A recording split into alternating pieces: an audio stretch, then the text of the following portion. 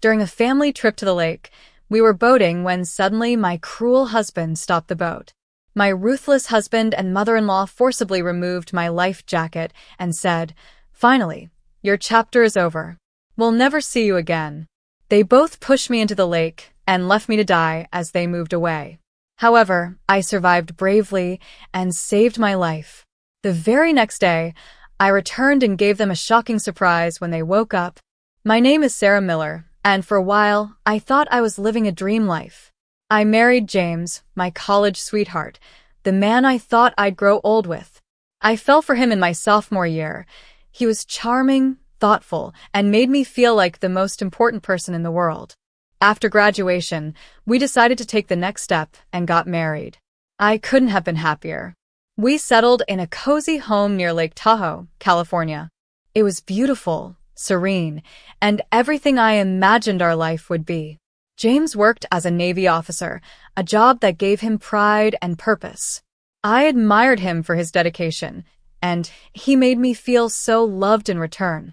His mother, Margaret, was initially very welcoming. Before the wedding, she treated me like a daughter. She would compliment me, share family recipes, and even give me advice about married life. I remember thinking how lucky I was to have such a supportive mother-in-law. But as I was about to learn, appearances can be deceiving. The first year of marriage was blissful. James would come home and talk to me about his day, and we'd plan little outings by the lake on weekends. We both loved boating, and those trips felt like an escape from the world. Margaret would visit occasionally, and she seemed genuinely happy for us. Life felt perfect. But things started to change in the second year of our marriage. It began with subtle comments from Margaret.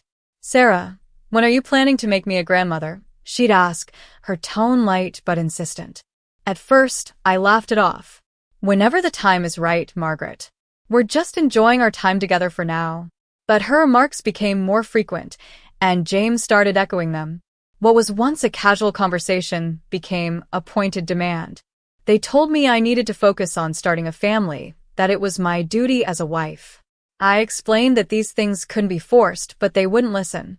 "You've got 3 months, Sarah," Margaret finally said one evening, her voice cold.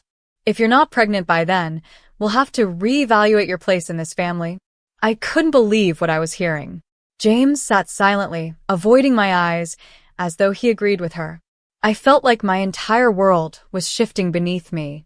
I loved James deeply and wanted to have children with him someday, but this pressure, this ultimatum, it was suffocating. As I tried to process their growing hostility, I noticed other changes in James. He became distant. The man who once showered me with affection now seemed preoccupied, distracted. I chalked it up to stress from his job, but something in my gut told me it was more than that. Margaret, too, began acting colder toward me. She stopped visiting as often, and, when she did, her warmth was gone. She would criticize little things, how I kept the house, the meals I cooked, my appearance. It felt like I could do nothing right in her eyes. One night, I finally confronted James. "What's happening to us?" I asked, tears brimming in my eyes. "You've changed, James. You're not the man I married." He looked at me with a mix of guilt and frustration.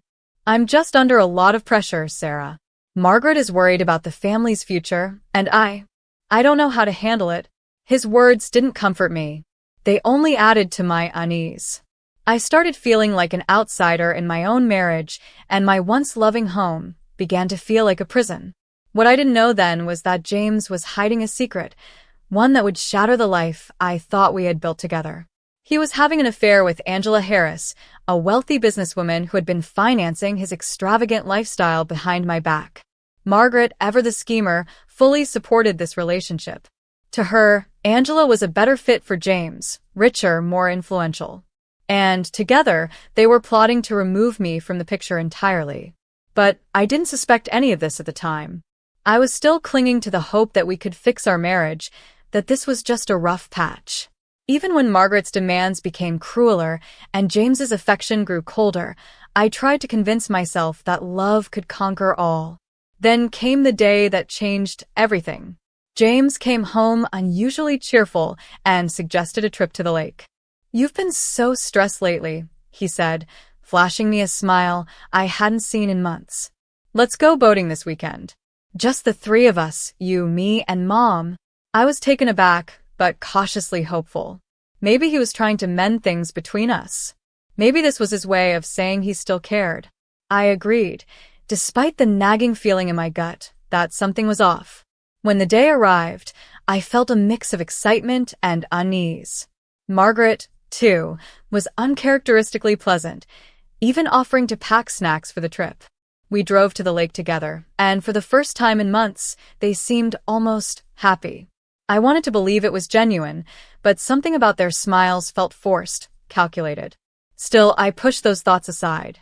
I loved boating, and the idea of being out on the water was enough to lift my spirits. We rented a small boat, and James handed each of us a life jacket. "Safety first," he said with a grin. I smiled back, trying to ignore the strange tension in the air. As the boat set off, I let myself relax, focusing on the gentle waves and the warm sun on my skin. For a brief moment, I felt at peace. But that peace was short-lived. As the boat drifted into deeper waters, James and Margaret's demeanor began to shift. Their cheerful facade cracked, replaced by something darker. I couldn't shake the feeling that I was being led into a trap, but I couldn't imagine what was coming next. And then they stopped the boat. "Sarah," James said, his voice chillingly calm, "we need to talk." As the boat came to a stop in the middle of the lake, I felt an icy chill run through me. It wasn't from the water or the breeze. It was the look on James's face. His expression was eerily calm, almost too calm, and Margaret sat beside him, her arms crossed, a smirk playing on her lips. "Sarah," James began, looking at me like a stranger, not the man I had loved and married. "We need to talk about your future, or rather, your lack of one." I blinked, trying to process his words. "What do you mean?" I asked, my voice trembling. Margaret laughed, a cold, harsh sound that made my stomach twist. "Oh, don't act surprised, Sarah. You must have noticed by now that you're no longer welcome in this family." My heart pounded in my chest. "What are you talking about? I've done everything I can to make this marriage work." James shrugged, his calm demeanor unnerving. "It's not enough. Angela is willing to give me a life you never could. She's wealthy, supportive, and ready to start a family. You, on the other hand, are expendable." Angela. The name hit me like a punch to the gut. I'd heard James mention her in passing before, but I had no idea she was part of his life in this way. My mind raced, trying to understand how everything had unraveled so completely. Margaret leaned forward, her voice dripping with venom. "We've been patient, Sarah, but it's clear you're just wasting our time. It's better for everyone if you're out of the picture." Panic clawed at my chest. "Out of the picture?" I repeated, my voice shaking. "What does that mean?" James stood up, his expression darkening. "It means this is the end for you." Before I could react, he grabbed me by the shoulders, pulling me to my feet. I struggled against him, but Margaret joined in, her hands ripping at the straps of my life jacket. I screamed, begging them to stop, but they only laughed, cold, heartless laughter that made my blood run cold. "Goodbye, Sarah," Margaret sneered as she yanked the life jacket off me. "No." "Please," I shouted, tears streaming down my face. "Don't do this. I'll leave, I'll disappear. You'll never see me again." But they didn't care. Together, they shoved me over the side of the boat. I hit the water with a splash, the cold instantly biting into my skin. I flailed, trying to keep my head above the surface as I watched the boat drift farther away. James and Margaret stood at the edge, their figures silhouetted against the sun. They were laughing. "She can't swim," Margaret said smugly. "It's over." My heart sank as I realized their plan. They thought I'd drown, that I'd never make it to shore. But they had underestimated me. What they didn't know was that I loved swimming. It was one of the reasons I had always loved boating. Despite the shock and fear coursing through me, I forced myself to focus. I took deep breaths, calming my racing heart. I knew panicking would only make things worse. I started swimming, keeping my strokes steady and strong, pushing through the water with every ounce of strength I had. The shore seemed impossibly far, but I refused to give up. As I swam, I heard the sound of another boat in the distance. I turned my head and saw two people, a man and a woman, staring in my direction. They were too far away to hear me, but they could see what had happened. One of them raised a phone, pointing it toward James's boat, which was now speeding away. I kept swimming, my arms and legs burning with the effort. I didn't know if I could make it to them, but I didn't have to.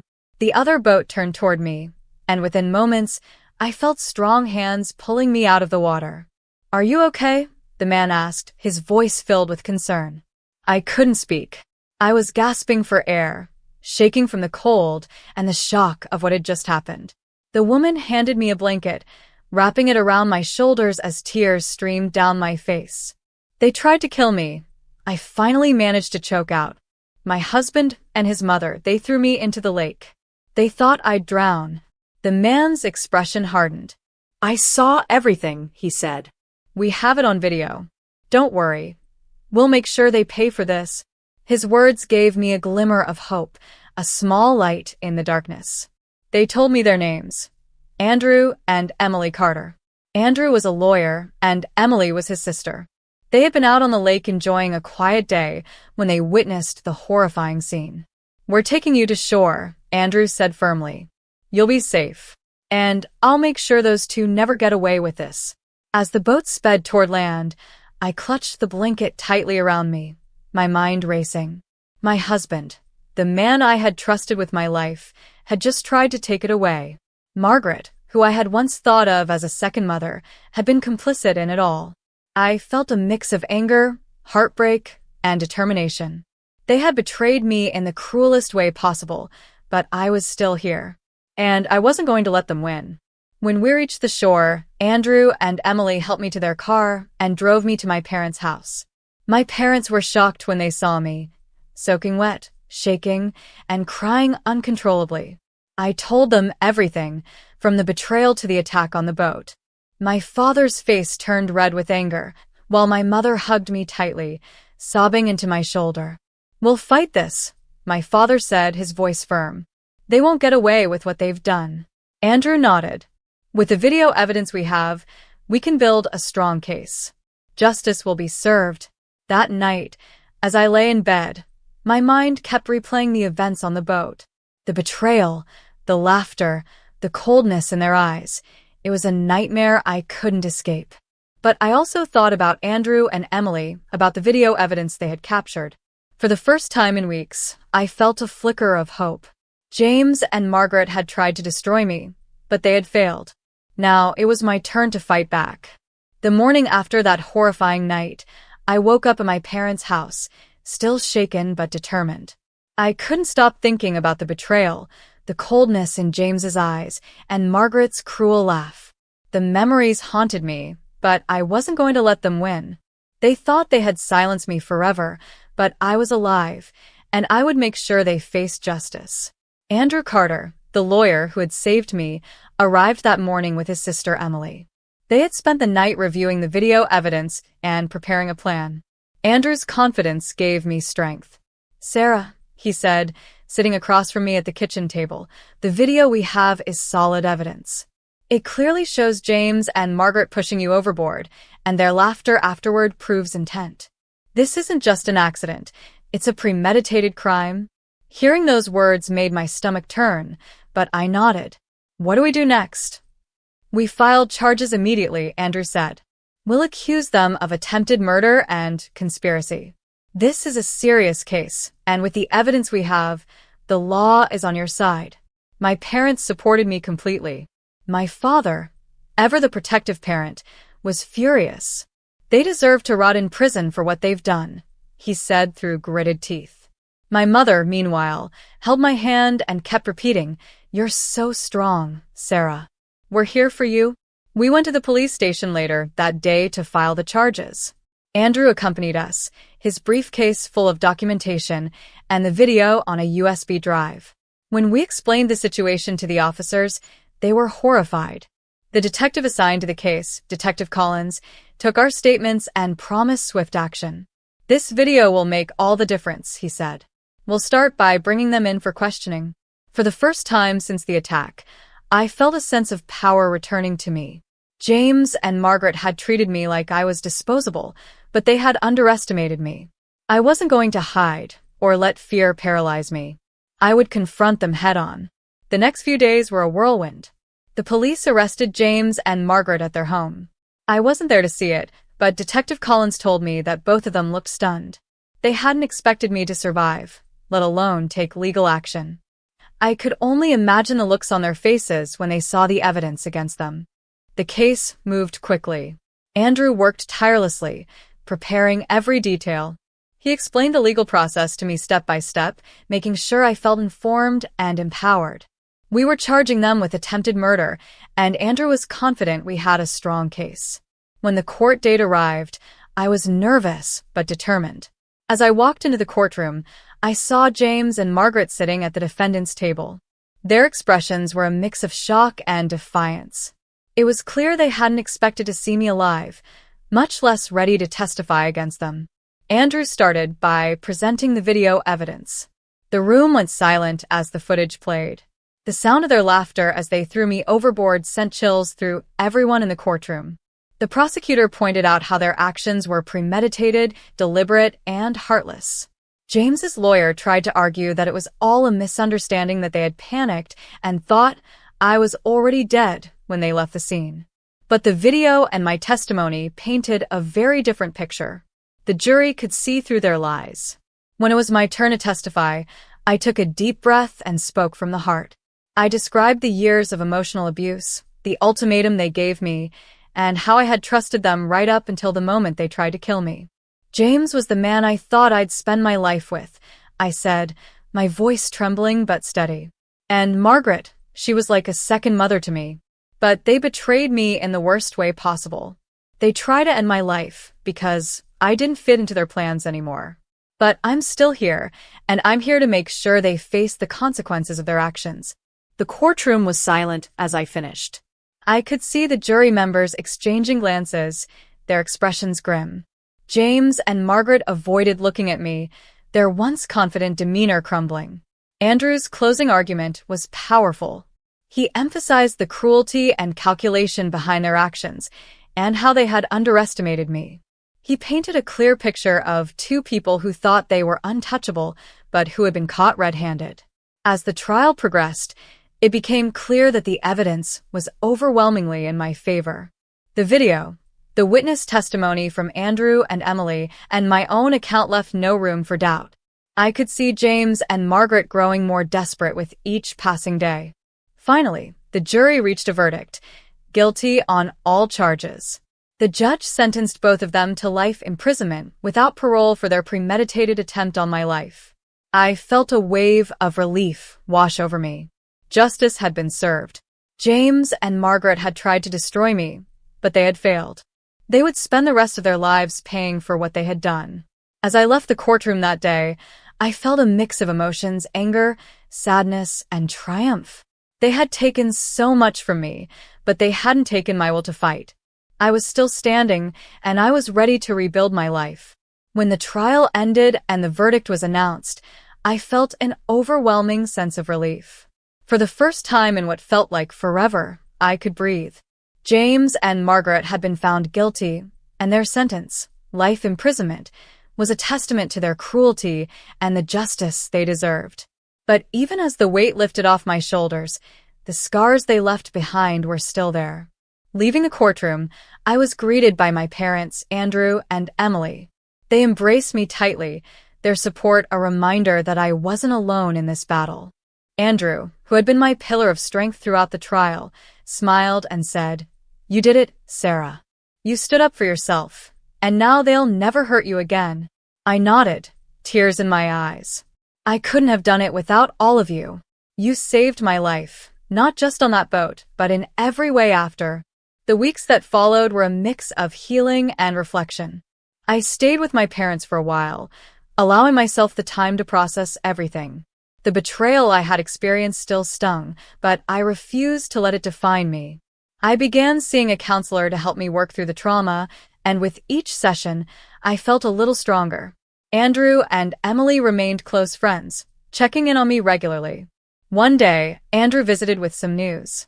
"I thought you should know," he said. "James and Margaret tried to appeal the sentence, but the court denied it. They're going to serve their full time." I felt a surge of vindication. "Good," I said firmly. "They deserve to pay for what they did." As the months went by, I started to rebuild my life. I returned to my hobbies, especially boating. It was strange at first. I had to confront my fears and remind myself that the lake wasn't my enemy. It was a place I loved, a part of my life that James and Margaret couldn't take away from me. Slowly, I reclaimed it. I also began exploring new opportunities. I went back to school to study counseling, inspired by the help I had received during my recovery. I wanted to support others who had faced similar betrayals, to be a beacon of hope for those who felt lost. One evening, as I sat by the lake watching the sunset, Emily joined me. She handed me a small notebook. "What's this?" I asked, flipping it open. "A journal," she said with a smile. "You've been through so much, Sarah. Maybe writing it down will help you find closure." I took her advice and began writing my story. The love I thought I had, the betrayal, the survival, and the justice I fought for. Each page felt like a step toward healing, a way to make sense of everything I had endured.